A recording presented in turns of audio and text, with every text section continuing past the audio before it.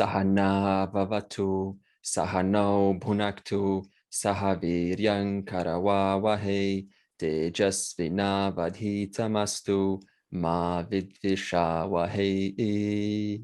Om Shanti, Shanti, Shanti.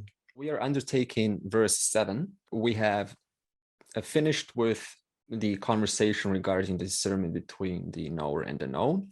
And the natural question arises, why do we now suddenly progress onto the values? And the answer is because in order to integrate this knowledge, you have to now kind of ask, what do I do with this self-knowledge? How do I live this? How do I shine and express and talk and think it in my day-to-day activities? So this is the natural question it's going to pose. So obviously, we're not going to just leave you, kind of like now go into the world with this kshetra knowledge. It's not going to stick, right? Because it's like, what is the application of this? Like, how do I use this? So obviously, you have to bring it down to earth. So this is how the Gita goes. It goes to a high teaching and then brings it back down to earth. High teaching brings it back down to earth. This is why it works so well. And we initiated the conversation by talking about some of the consequences of an unprepared mind. The biggest one, which Nagesh said, was misinterpretations. And this misinterpretation generally means receiving one thing or hearing one thing and then converting it into what you would have it be, right? In other words, this fits my motto of the world, and let me take this on board. So we have to deflect this tendency of the mind to take a teaching and turn it into a customized, personalized version. There are several consequences of misinterpreting the teaching. For example, one of them is what happened with Bhishma when he stated his vow to protect Hastinapur. In that moment, he had a narrow vision because he said, I'm going to protect Hastinapur no matter what. Obviously, he didn't account the possibilities in that statement alone. So it's very easy to make a vow, right? Or a promise. It's like, when there's a marriage, okay, I'm going to protect you for the rest of my life. But there's in that statement, there's so much, right, that we're not capable of seeing yet.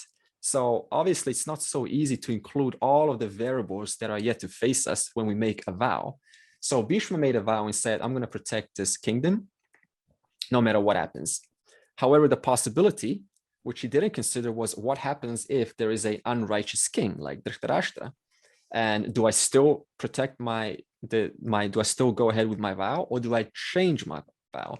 So this means if we keep that narrow vision and we don't keep assessing our original vow that we made sometime in the past, and what happens if we keep on living in the past, limited by the past, whereas the new situation demands you to expand your vision, therefore to adjust to what is facing you right now.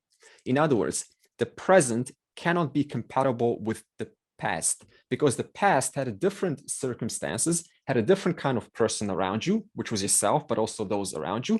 And now in the present, being more educated, having more knowledge, undergoing through a lot more experiences, you naturally have to expand your vision. And this expanding is what we will talk about in these verses. That means how to expand your vision in the light of these universal values. Because it's easy to expand the vision, but in the light of what? In the light of my likes and dislikes, that only makes the problem even worse. So this means we need a guidance of how to expand. So in that same way, just like Bhishma, suppose someone has a purpose for liberation or for sake of self-expansion. Now, just like Bhishma's narrow view, suppose you make a vow, I'm going to get this no matter what. I'm going to expand no matter what. Just like that, what happens now? We miss out on everything else. In other words, now the environment around us starts to suffer. That means we get so immersed in our new goal, in our new vow, that those around close to us, now this, like, you're kind of distancing yourself away from me, right? Now we create what? More problems to address. And now those problems we have to kind of, address. And now those problems are facing us. So in other words, we initially set out a goal for liberation, for self-expansion.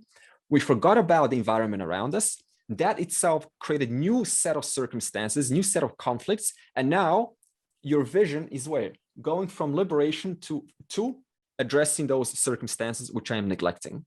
So this is the danger of setting a vow and then forgetting about the bigger picture. So it's not so simple, black or white, as, yep, I'm going to accomplish this and that is it. life cannot be that simple. It is a lot more variables and a lot more unpredictable variables that we have to account. The other example of this narrow vision is in Arjuna's case. When Arjuna was in the middle of the battlefield, Kurukshetra, then Arjuna obviously was overwhelmed by the situation. Right now, he has to obviously go to war. Now, Arjuna had no problem with, he was a confident warrior, so he didn't have a problem with going ahead. But his problem was ethics. He didn't know what to do. Now, what did Krishna say to him? He said, this war isn't about you. This is what Krishna said to Arjuna. This war isn't about you. In that same way, this life isn't just about you. So this war isn't about you, Arjuna. It is about what needs to be done, facing the present. But where was Arjuna? He couldn't move ahead. Why? Because Arjuna was still in the past. In other words, Arjuna was looking at his grandsire, and grandsire Bhishma happened to be on the other side. And then what did Krishna say? He just happens to be on that side. And now you cannot go ahead because you're emotionally attached. You're involved with the stories that you had with your grandsire. Therefore, you're unable to go forward. But whose side is your grandsire on? On the adharmic side. That means on the side that needs to be eliminated. Otherwise, if it doesn't, then adharma is going to just keep on growing and growing. So he just happens to be on that side, and you need to do what needs to be done. So this war isn't about you, Arjuna. This isn't about what you're attached to and who's close to you. It's about look at the circumstances that are present right now. What's confronting me? Who's around me? What do I need to address right now? And then move on from there. That's what life really is about. So this is exactly what the whole Mahabharata is actually. What's the message of the Mahabharata? If you were to summarize it in one simple sentence. I just said, just follow your dharma no matter what. The right action. Right action, right? So right action in the light of dharma. Good always prevails. Good always prevails, yeah. Be good at archery, practice archery a lot. Get this on your to-do list now. Stand up for what is right and fight for what is right. Yeah, stand up and fight for what is right. No matter how accomplished somebody is, everybody is facing the same issue, same problem, and everyone wants to ultimately attain moksha. Wonderful. Thanks for expanding on that. So my take on this question is the entire message of the Mahabharata is to be more like Krishna, because Krishna is the only one that's making the right choices. This is why the Pandavas are always resorting to Krishna. What do we do now? So in other words, everyone but Krishna has partial knowledge. Krishna alone is the one who has all angles covered. And therefore, we go to that one who has all angles covered. So be more like Krishna. And obviously, we cannot have all knowledge. So how do we now apply this from a standpoint of us, right? So the only thing that we can do is constantly get educated, because as long as we're getting educated, that narrow vision that we all start from keeps on expanding. The moment we stop getting educated, that vision either remains the same, but in most cases, it starts to slowly go more narrow. Why more narrow? Because our samskaras, our past habits, still keep on knocking on the door, right? Here's how to think, my friend. Here's how to think. Think the old ways. Think the old ways. So we slowly start to go back to the old ways. So this means if there's one message that we can get from Mahabharata, never stop getting educated.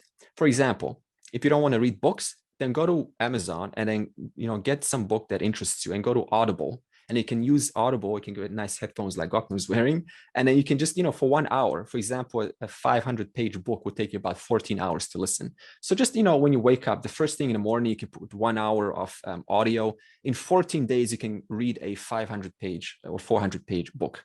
So this is something that you can do for constantly expanding your vision. Okay. Another example of what happens when we misinterpret the teaching is we lack the courage to say no, right? So we want to say no to something, but we lack the courage to say no. Now, what happens is I want to say no, but I can't say no. And you keep on saying yes, yes, yes. So over time, this builds resentment. And then what happens? Over time, the blame goes onto that person who you didn't have the courage to say no to. But whose fault is it really? Your own, because you didn't have the courage to say no in the first place. So in other words, the hurt keeps on accumulating more and more and more because I am unable to say no.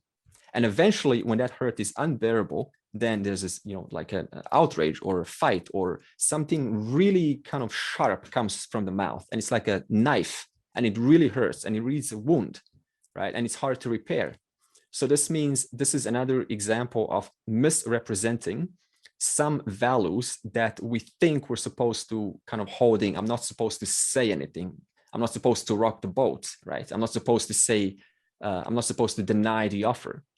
Or the extreme version of misinterpretation is suicide.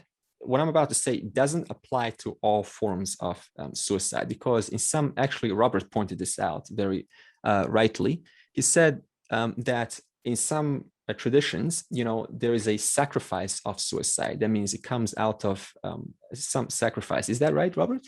The Inuit, they often didn't have enough food to get them through winter. If that was the case, and they're all confined to an igloo together, it was the duty of the grandparents to walk out into the snow so that the infants would have enough to eat and survive. Because they could no longer usefully contribute, and they'd lived their own life, they'd had their life. So they made that sacrifice, which is suicide, but for a higher good. For a higher good, yeah. So this is, I want to cover this because, if I say suicide, immediately we just kind of like overgeneralize, so it applies to everywhere. So I'm now specifically narrowing this down to in the light of misrepresenting life. So now the question is, why do such people who have no way out commit suicide? What is the reason for that? The reason is because of misrepresented narrative in one's mind. So in other words, we all are offered this one reality, and this one reality is the same. It's called a Vyavaharika reality. And the facts, how we perceive this world, depends on the narrative that we have about this world. So for the one that chooses to commit to suicide, in fact, that should give it away, committing to suicide. In other words, the commitment is misguided. That means they still have commitment, but that commitment is going on to the destruction of oneself. What is such a narrative of one who commits suicide? How does the narrative go, such a person? For example, life is not treating me properly. This is a misrepresentation. Is that really true? Well, it is true for that person, but it's not absolutely true. This is a misrepresentation of the facts. So life is not treating me right, and I can't do anything about it. I am a victim of my circumstances. Nothing's working out. I can't even fix it in the future. Right? So even the future is hopeless. The situation is so overwhelming that the only possible solution is to end my life. That's the narrative of someone who chooses to end their own life. So this is why if you call a suicide hotline, the first thing that they would talk about, what is it? They give the person hope. So the suicide hotlines have already gotten many, many cases. So they've already done the research. What is the one thing that you can tell to a person who is on the brink of self-destruction? What is the most effective one thing that you can tell them? And that is hope of the future. So this is what the suicide hotlines will do. They'll say, well, let me give you some possibilities, some correctly represented facts that you may have missed. And let me offer them to you that you can apply it in the future. And then the person will listen to this and they will say, I haven't thought about this. I was really overwhelmed. I didn't see a way out and I wanted to end my life. And now, having heard some correctly represented facts of reality, it gives me hope. And therefore, I will now not end my life. This is, again, an example of what happens when we're offered this reality and we keep on misrepresenting it over and over, and we don't attend to it. In other words, we just let it pass on to the next day. It's okay, the next day we'll fix it. And then the next day you feel this kind of like pull, this struggle, this inner conflict, and then we ignore it. And then we cover it up with food, we cover it up with friends, we cover it up with computer games. Today we got virtual reality headsets, right? Anything to cover up this inner voice that is saying, please do something about it, because I'm only going to get louder and louder and louder. So the more we cover things up, the more they just keep on escalating. So therefore, verse 7 to 11 is about taking these inner voices out and presenting them in the light, whereby we can be clear about what is going on in this mind.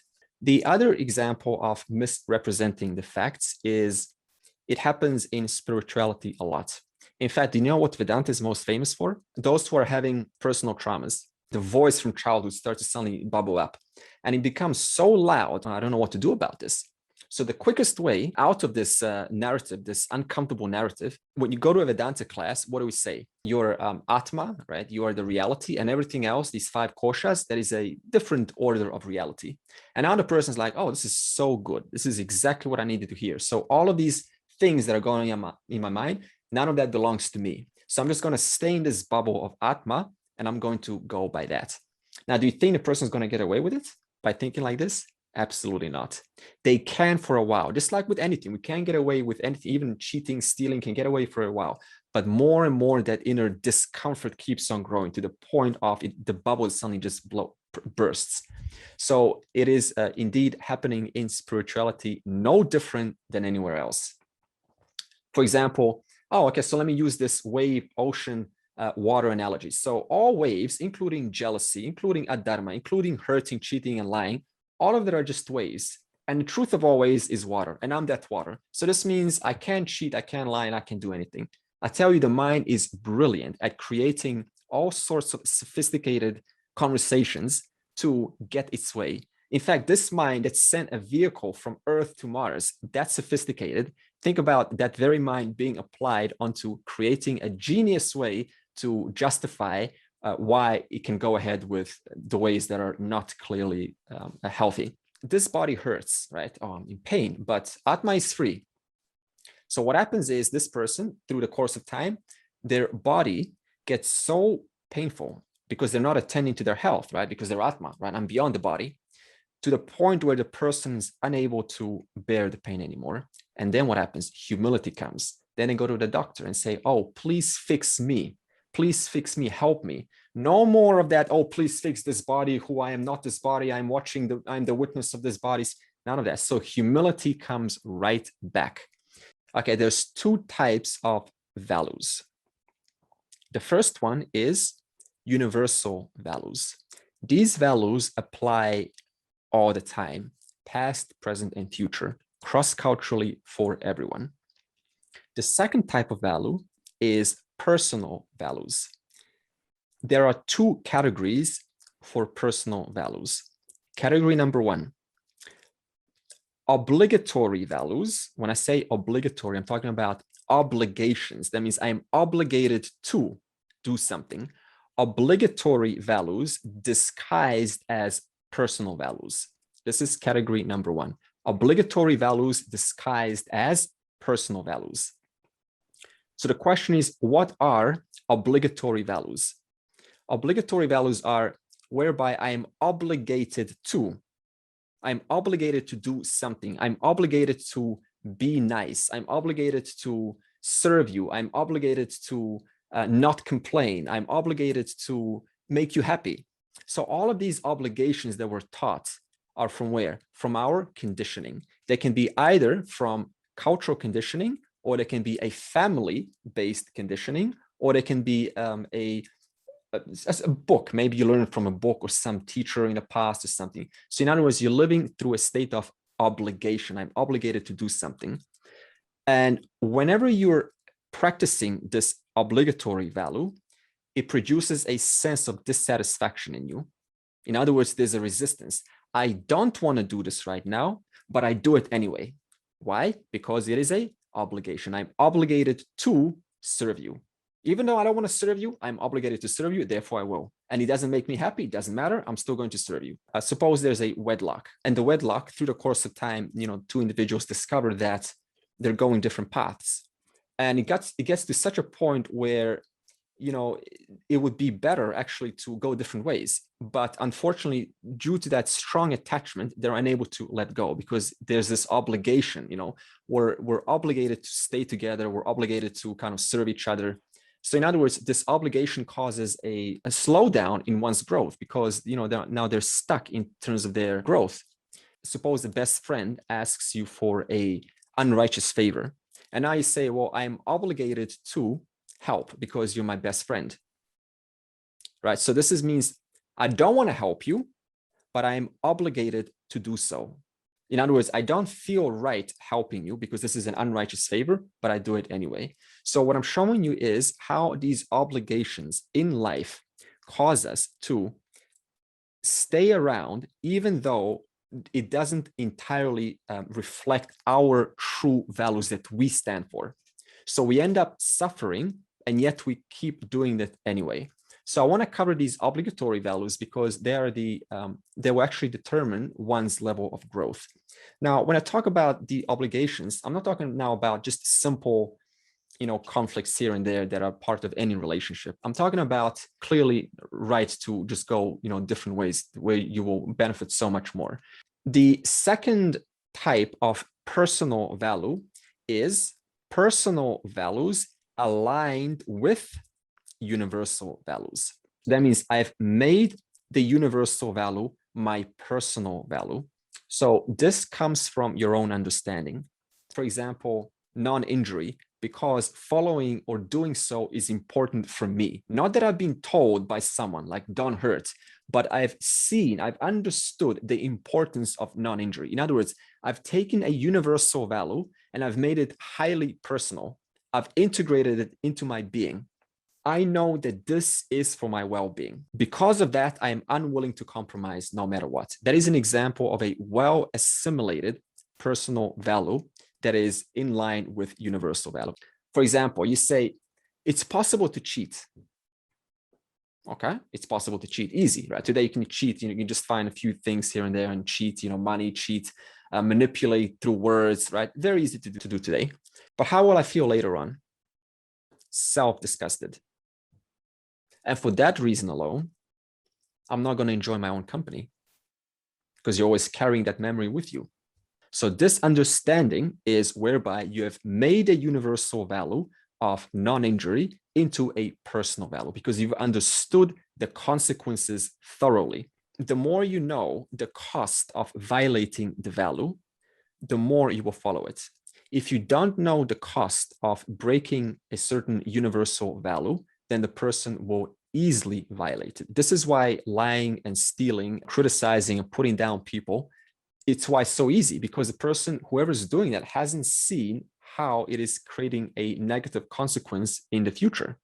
So this means we have to be very clear what are the consequences. And therefore, by knowing that, the person naturally ends up following it. So you see the difference. This is not about telling you what you should do. This is about understanding the consequences. And then who is going to then follow it? You will, because you've understood how it's going to hurt you. So in other words, it's for your own good, not for someone else's. It's not about, I'm going to be good and appear good. No, it is for you alone. How to convert an obligatory value to a personal value. Suppose that you need to take care of your parents, right, when they get old. Now, it's very hard to not take care of your parents because, you love your parents. And you don't want to be there. That's called an obligatory value. In other words, I am helping out of obligation. It doesn't make me feel good to do so, but I have to do it anyway, just because I'm obligated to help my parents. Now, what happens now? While the person, is the person happy while in their obligatory mode? No. So while the person is there, they're helping, but are they really helping? No. Do you think your mom or dad are not going to notice the discomfort in you? They will absolutely notice. In other words, it's going to come out through your words. You're going to not be patient. You're going to say something impulsive, something that's going to hurt them. Why? Because the person who is there is not completely in alignment with their personal values, aligned with universal values. So in other words, my non-committed presence will be felt. And that non-committed presence is not going to help. So I'm there to help, but my non-committed presence is not going to help. In other words, it cancels each other out. Why? Because I'm there out of obligation. So what am I showing? Whenever we are exercising an obligation, it seems like we are keeping that person happy, but at the same time, we are not keeping them happy because you don't want to be there. And the other person notices this. In other words, your non-willingness to participate is felt. It's picked up through your words, through your just general your body language, but at the same time you're there. So it causes a conflict. It's not congruent completely. So now what's the solution to this? Suppose, you actually need to take care of your parents. How do you now convert this obligation to take care of your parents into a personal value? You can ask, where am I absolutely necessary? Like what I alone can do best. Where am I absolutely necessary? And where am I replaceable? In other words, you're still attending, no doubt, but at the same time, you're setting up boundaries. In other words, if I don't set up boundaries, then the whole thing is going to turn into an obligation. And you're also not avoiding your parents because you're still helping them. You're saying, okay, so here's exactly where my strengths, here's where I want to help. Here's where I absolutely want to be there. But here's also where I need my own time. So this means the person has to be clear about specifying this out loud. Now, the ratio between personal values and obligations, that ratio directly determines one's relative happiness in life. How so? Just ask yourself this. Are my personal values aligned with universal values out of obligation or out of assimilation, out of self-reflection? So let me show you the process, how following an obligation directly reduces one's capacity of happiness. So everyone is trying to create a comfortable you. Yeah, we're all trying to create a comfortable me, a comfortable self. But what do we also do? We live in a state of obligation. In other words, our obligatory values create an uncomfortable you. So I want to be comfortable. I want to create a comfortable me, but because of my obligatory values, I create an uncomfortable me. Because there's an uncomfortable me, the capacity to enjoy life, the small things of life, is reduced. Because the capacity to enjoy the small things of life is reduced, what is now the person interested in when it comes to growth? Feel good advice. They're not interested in deeper existential matters of the meanings of life because the person wants to feel good. Why does the person want to feel good? Because they're unable to enjoy the small things of life. Why is that so? Because I am following obligatory values. In other words, I'm just showing you the steps, how one thing is connected to another, and it has a direct line. So in other words, there's always a cause for an effect. If the effect is unable to enjoy the small things of life and I only want to feel good advice, give me something that's going to lift me up, make me high, there's a reason for that. And one of the reasons, there's many more, is this sense of living in a state of obligation. Now, imagine this. Imagine a person hears your Atma, right? You're free from everything. And at the same time, the person doesn't feel free because they are bound by obligatory values. You see that contradiction? Why it's not just about self-knowledge. There's also very much that addressing the relative person. So in other words, if the person says, oh, I don't feel free because I'm bound by my obligatory values, but I'm supposed to feel free because this is what self-knowledge says. So what does the person then assume? Oh, okay, so I need to then pursue I need more of self-knowledge, completely leaving out what? The original cause because of which I don't feel free no matter how much self-knowledge I attend to. Why am I bringing all of this up before we begin our values? Vedanta has to be assimilated only if you face your relative self first. The cause because of which all of our successes are being sabotaged. All of the successes about self-knowledge are being sabotaged by this relative self. So now we need to first address this relative self by following certain values which are made to produce success. Now, what's the cost of disregarding these values that we're about to learn? One of them is self-criticism. So if the person is prone to criticizing their efforts or what they know or how much they know, or suppose you say something and you say, oh, I should have not said that, and then you kind of like have this form of regret. That is one consequence. Or I'm not good enough, right? I could have done better. It's like, hey, you only know so much, right? But the person criticizes themselves anyway. This is one consequence. The other consequence is regret. This comes in a sense of I shouldn't have said that. I shouldn't have done that. right? Suppose you speak out and you say, I should have not said that. I should have said it in a better way. Oh, I should have not. I could have done it better. That's self-criticism now. I could have, self-criticism. I should have, regret. Now, even a misguided soul like Duryodhana, when I say soul, I'm talking about the mind, the antakarana. So even a misguided soul like Duryodhana still feels regret. In fact, we all feel regret. Even a mafia person feels regret. For example, suppose I cheat you. I still don't want you to cheat me. What does this mean? I am still in touch with universal values because I don't want to be hurt. What is that? Universal value. In other words, no person in this world can forget universal values because they are inbuilt. So this is the funny thing. In fact, even a mafia guy, right, wants his own group to be honest towards him. Meaning what? What is honesty? A universal value. In other words, none of us can get away from universal values. So what's really funny is it's clear how you want to be treated by others.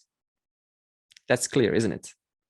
In fact, we're all experts how we want to be treated by others, right? I don't want to be looked down upon or seen like a low person, or kind of disregarded or ignored, or hurt physically, or thought about, when I'm not listening. We're all experts how we want to be treated. Is this correct? Can we all agree with this? Yeah.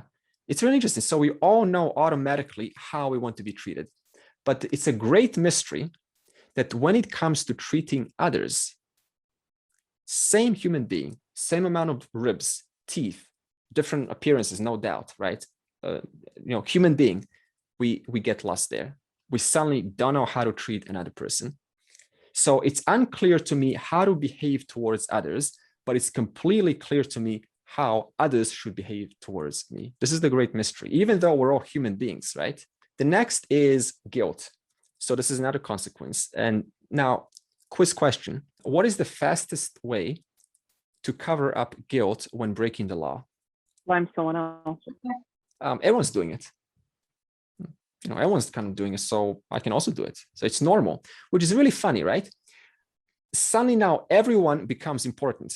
And just a moment ago, I said that we have no problem knowing how we should be respected, how we should be treated, but we don't know how to treat others. And now suddenly those others who we are talking about, we're using them to say everyone's doing it. Those everyone who I don't know how to treat like myself. Suppose you break the law and you say everyone's doing it. What's the cost of that? The cost it is lowers self-esteem, because the person says, I know what is right, and yet I cannot get myself to follow it. And that lowers one's self-esteem. And that self-esteem spills into everything else, including understanding the bigger picture. Suppose now you're offered this grand, vision of I am Brahman. Now the person is coming with low self-esteem. And then you're told you're the whole, and you say, no, I cannot assimilate that because of my self-esteem. So what am I showing? How self-esteem in one thing affects everything else when it comes to assimilating a much bigger picture.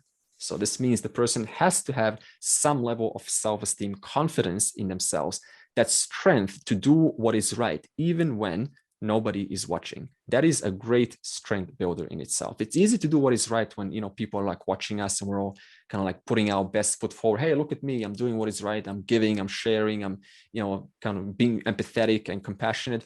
But try doing that when there's absolutely no one around. That is a real strength of a mature person, a real mark of maturity. And that mark of maturity spills, especially becomes useful when it's time to assimilate deeper realities about life. Even though we know what is right, why do we still not follow that? Right? Even Duryodhana said to Krishna, I know what is right, and yet I cannot get myself to follow it. And I also know what is wrong, and yet I cannot get myself to, not follow it. I still feel I yield to what is not right. The first reason is the mind finds ingenious escape routes to not confront its discomforts. That mind that took the vehicle from Earth to Mars, that mind finds ingenious escape routes to not look into its own discomforts. In other words, it's unwilling to confront its discomforts. Therefore, it finds something to skip. It finds some distraction or some game or some, let's go out and let's just watch the trees, mountains or something. So this is what the mind does constantly. And it's quite natural to do this, right? When something comes up, then you just kind of like, the quickest way to solve that pain is just to go elsewhere. So, and this also tells us that the greater the discomforts that a person has inside their mind, the more they are inconsiderate towards the society. This is a general rule of thumb. So the more discomforts, the more unresolved things I have in my own mind, the more I cannot get myself to properly consider others' well-being. In other words, the more I become inconsiderate. This is why abused children, for example, they were bullied a lot, or in a household, they often become in adulthood the aggressors. They become sometimes sadists. In other words, start enjoying the pain of others. In fact, there's a statement that says, hurt people hurt people. Those who are hurt others. Yeah. So again, this is a cause-effect relationship. How to fix this hurt that comes from the past? One of the fastest ways is you help someone else who is in the same position that you went through. I had one friend who was a victim of abuse as a child, and he became a really fluent, articulate healer in the art of Qigong. So use Qigong movements to diffuse that anger and diffuse different emotions stored throughout the body. And was really articulate and smart. And I got to listen to his story, and he said, I was abused by my father and sexually harassed. So one of the fastest ways is to become a healer and help others who are going through the same thing. The second way is through prayers. Prayers, again, are whereby we offer our helplessness, and we say, I don't know how to fix this. So I'm acknowledging that I'm helpless, number one, but also I'm asking for help in the form of prayer. Now, the more you ask for help, your mind gets engaged in terms of solution mode, and then you start to look for solutions throughout the day. The other way is you can ask a question about what has happened. For example, you look at that memory and then you look at it in a different light and you start to reframe it, because you cannot change what has happened in the past, but you can still reinterpret it in an educational, inspiring way, something that you can learn from.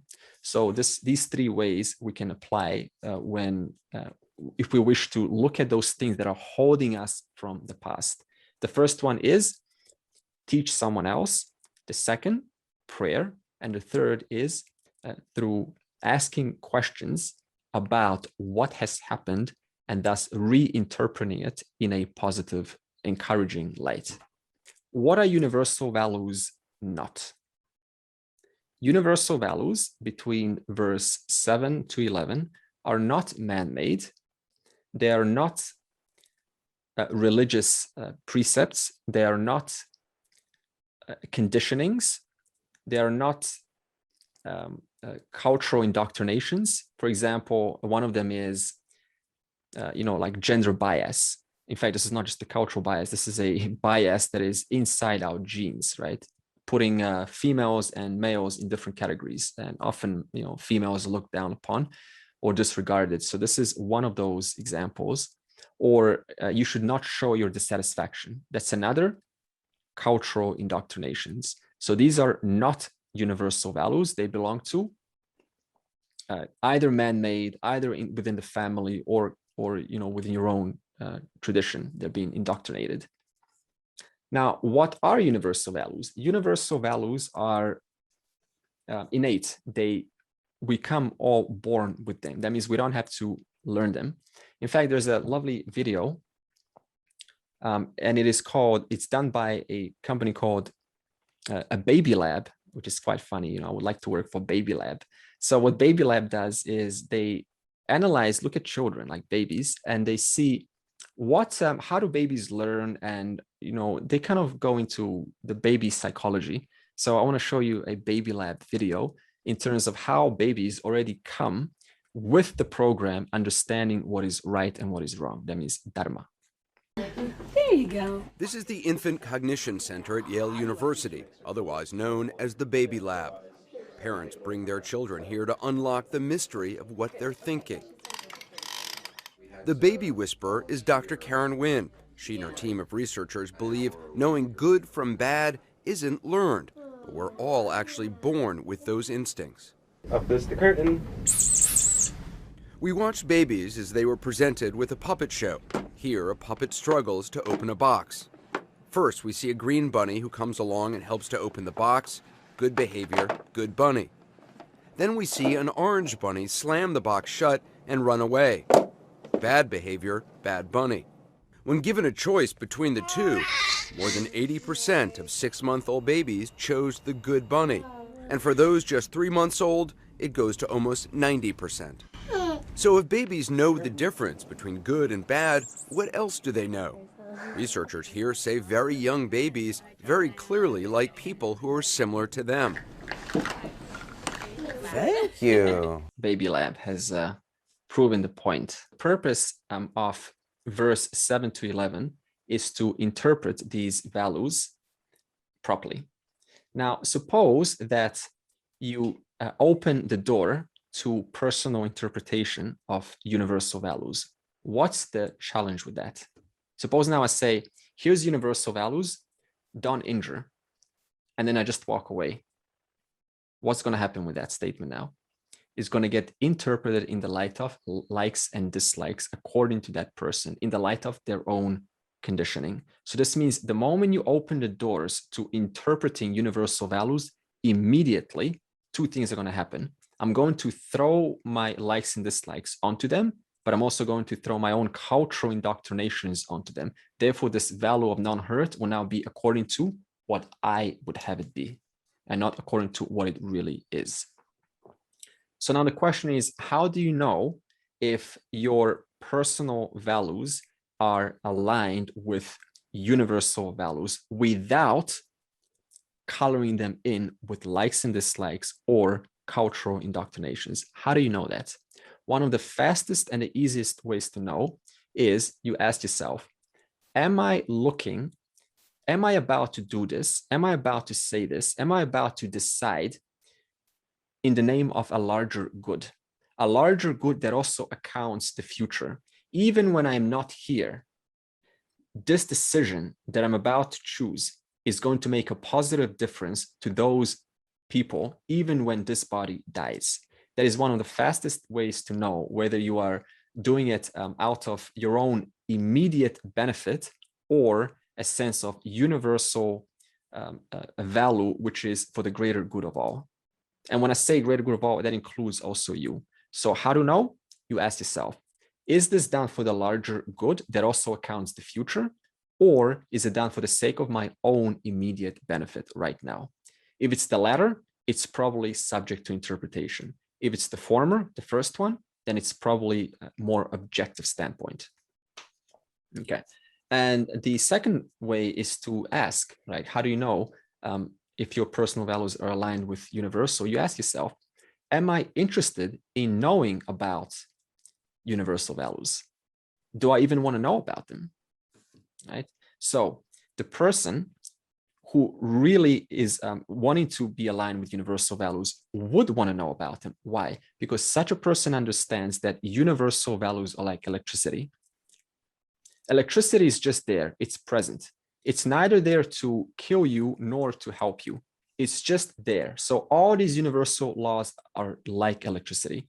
Now, I can make electricity kill me by putting 2 fingers and then therefore getting electrocuted, or I can bring a light bulb and hook it up into electrical circuit. This light bulb shines and it shines my book, and therefore I can read this book and help my own life, right, by the text in this book. So this means just like electricity, universal values are there neither hurting nor helping anyone. It's up to the person how they make use of that universal values. And this is exactly how to understand Ishvara also. As I keep on saying, Ishvara is neither there to help you nor to not help you. Ishvara is just a value neutral principle that is offering resources like electricity. I can either say, okay, So let me tap and use properly this electricity for my own benefit, or I can make this electricity cause injury onto myself. Now, you can't say that electricity killed me. You can't say that electricity helped me. Who's helped? Who's helped you? You've helped yourself. How? By making the right decisions, therefore tapping into the electricity the correct way. Now, let's go to value 1. Amanitvam.